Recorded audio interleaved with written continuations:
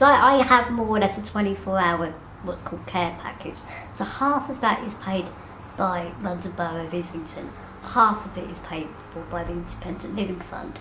So with those two pots, as it were, I employ my own PAs, own personal assistants, plus I pay for agency PAs.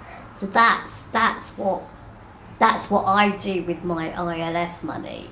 And then because I've got that support, that enables me to do everything else. Literally.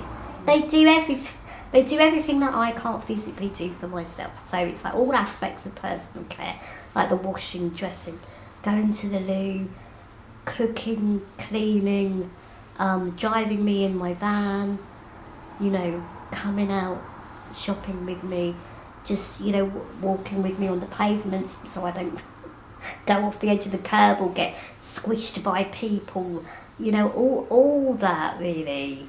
Yeah. So without those people or limited to council funding, where does that leave you? Well, the thing is, again, it's difficult for me to say because I've always, had ILF as well. My big fear about if I'm purely down to council funding, councils don't like to pay for night care.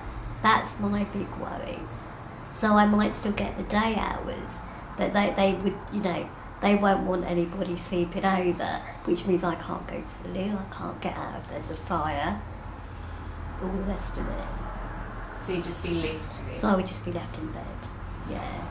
Oh, with incontinence pads and things Well, like that? it would have to be, wouldn't it, if I've got no way of going to the loo at night.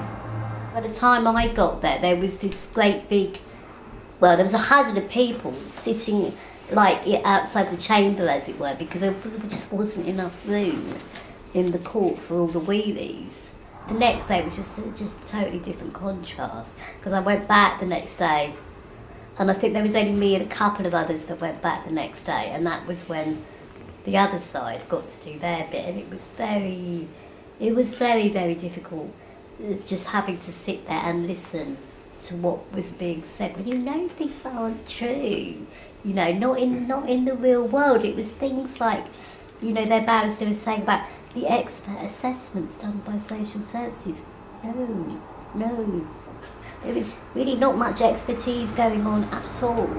And just things like that, and just wanted to sort of say to the judge, don't listen to her. The excuse, in a way, that they seemed to be using was that it all had to be done in the name of fairness, as it were.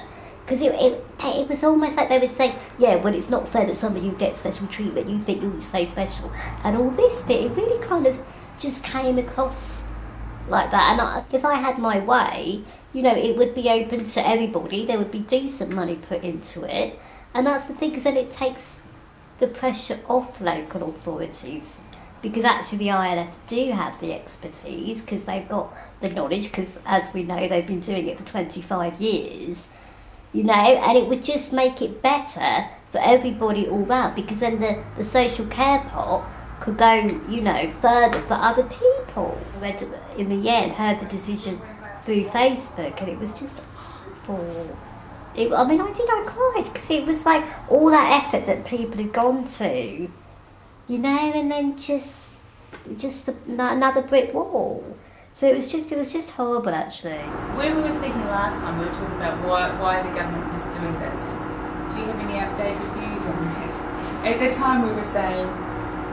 I think it's interesting what's come out actually in the last few months, because you've had the Cornish MP making his comments about how disabled children cost too much, and equating us with two-headed sheep, and how we should just be knocked on the head and got rid of, and all that kind of thing.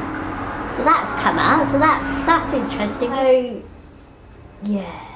it's interesting what people are suddenly saying and getting away with saying, with this whole thing when the financial shit hits the fan, like Nazi Germany. There's the Avaaz petition, and I do think that will have a lot of clout, because of us, an international organisation.